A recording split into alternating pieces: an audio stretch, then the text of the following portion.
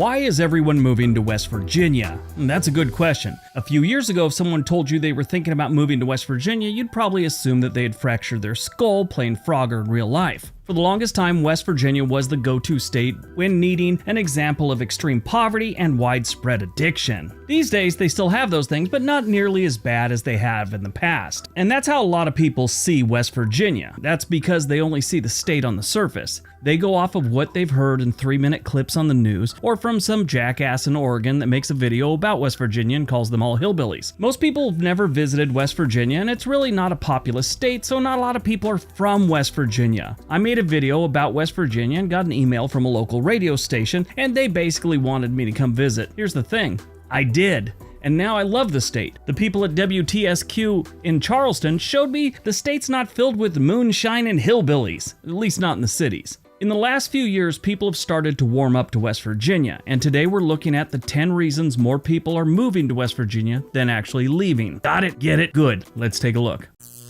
Number 10, the cities will surprise you. Yeah, that's a fact. Everyone thinks that West Virginia is just this country bumpkin place of small towns, roadside shacks, and trailers. You can find that, but not as much as you'd think. Actually, their cities are pretty nice. I've been to Charleston, I've been to Morgantown, never been to Huntington, but I hear it's really nice too. Charleston, I love. Morgantown, it's a pretty decent city. They have the University of West Virginia there, go Mountaineers. And like all the other cities in West Virginia, they got beautiful landscapes surrounding it, and they usually got a river flowing right through town. Morgantown has the Monongahela River, which I'm sure I did a pretty bad job of pronouncing. Huntington has the Ohio River, and Charleston sits on the Kanawha River. But yeah, that's one thing people always say, they're surprised how nice the cities are in West Virginia. Number 9, it's beautiful. If you're the outdoor types, you already know West Virginia is one of the most beautiful states we have. Now, everyone has a state that they think is the most beautiful. Not everyone is going to say West Virginia is number 1, but I bet 90% of the people that have visited West Virginia has it in their top 5. This is the mountain state, and they got a lot of mountain state type things to do. Mountain biking, hiking, camping, fishing everywhere. Kayaking and rafting are really big in West Virginia. In my opinion, the 5 most beautiful states are Oregon, Colorado, West Virginia, Pennsylvania, and Vermont.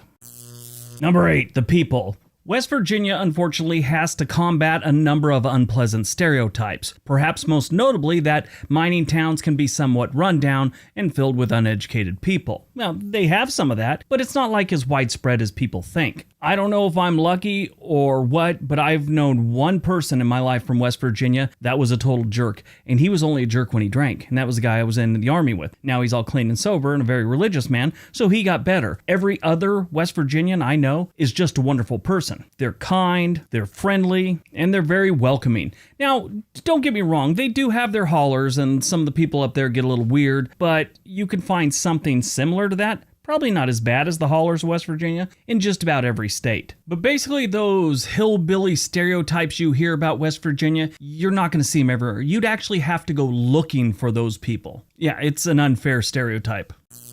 Number 7, autumn. Okay, this is one I've experienced myself. West Virginia is the most colorful state I've ever been to during autumn. The hills are just carpeted with bright yellows, orange, and red. It's amazing. New England's known for their fall colors and all that. I would argue West Virginia's is a little bit better, mainly because of the mountains and just how much nature they have in this state. I'm planning on going back to West Virginia, and I'm actually planning to go during that time just because I want to take a really good camera and get some good footage of it. It's amazing. Now, to a lot of you, that doesn't seem like a big deal. I grew up in Southern California. We don't have seasons. In Redondo Beach, there is summer and 2 weeks of rain. That's it. And when the rain actually does happen in Southern California, every news crew is out there trying to track down a puddle to film. But honestly, if you grew up or you live in some place like, let's say, Texas, Arizona, New Mexico, California, Nevada, Utah, you need to visit West Virginia during the autumn at least once in your lifetime.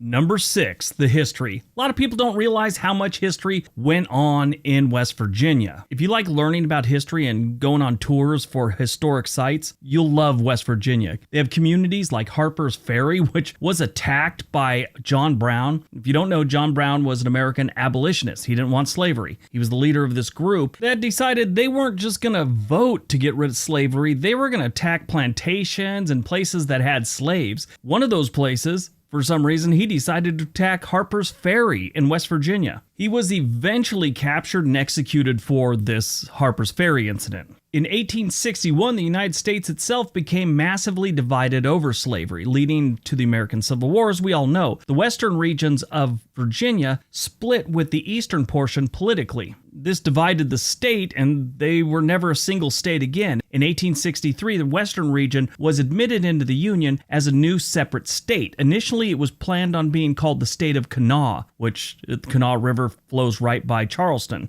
but ultimately was named West Virginia. There's a lot of really cool stories and happenings that went on in West Virginia. And I really don't think people understand that. You know, you always hear things in Virginia, Boston, things like that. You never hear about West Virginia having a lot of history. They do. That's not really as much of a reason why people move there as it is an interesting thing about the state that most people don't appreciate.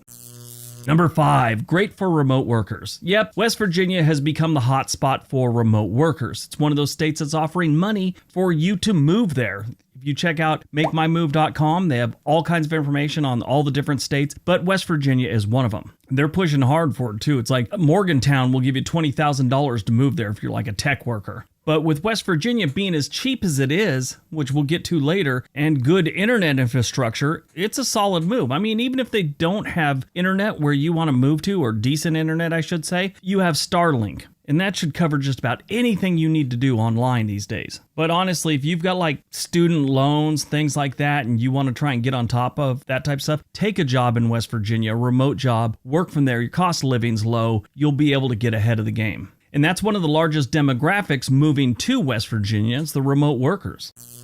Number 4, great for retirement. Just like the remote workers, you share a lot of the same things with retirees. They want a cheap place to live, and West Virginia is that place. Your retirement dollar goes a lot further in West Virginia. Mississippi and Alabama are about the only ones that got you beat.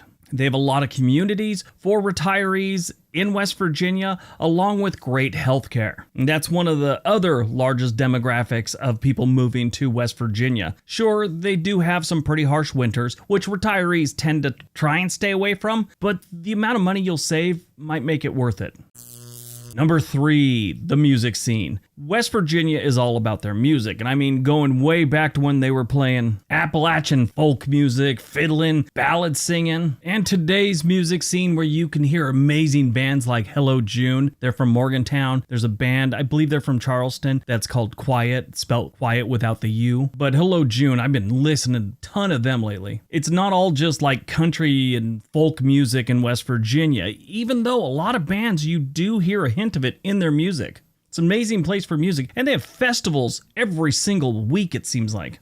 They also have Mountain Stage, which is a 2-hour music radio show that first aired in 1983. It's produced by West Virginia's Public Broadcasting and distributed worldwide on NPR. I still have this thing. I want to go see one of the shows in Charleston. Number 2, a very low cost of living. Yeah, we talked about this earlier. West Virginia has one of the lowest costs of living, and that's what's drawn a lot of retirees and remote workers to the state of West Virginia. In the first half of 2022, West Virginia was ranked 6th in the nation for the lowest cost of living. That means your day-to-day expenses are getting a discount. It's almost like having a debit card that has a 30% off coupon that never expires. It's amazing. They say nothing's better than a free beer. Well, a beer that's about 30% cheaper than the rest of the country is almost as good. And West Virginia, it doesn't cost much to get by here, and that's compared to other, states. If you're collecting recyclables for a living, yeah, it still might be expensive to you, but for everyone else, it's really not that expensive. Over the years, West Virginia struggled with a lot of problems. A lot of those problems they're now recovering from, but that has helped keep the cost of living very low in this state. All right, before we get to number 1, don't forget we have another channel called On This Day. There is a link down below. Head on over there and watch some videos. It's videos about things that have happened on this day in history. All right, on to number 1.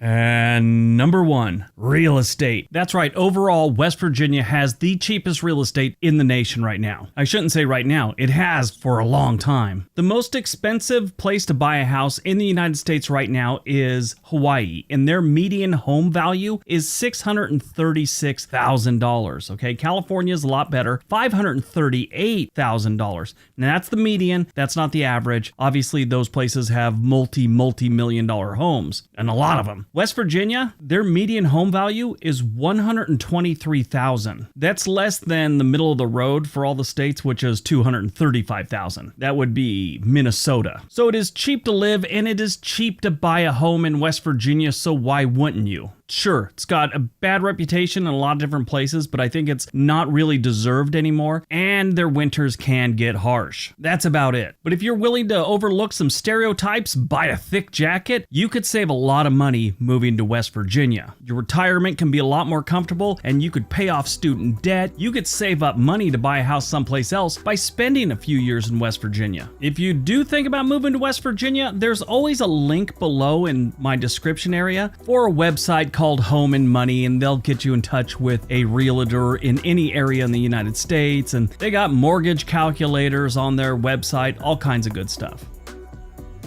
All right, that's today's video. Hope you enjoyed it. Hope you got some information out of it. Now go out, have a great day, and be nice to each other.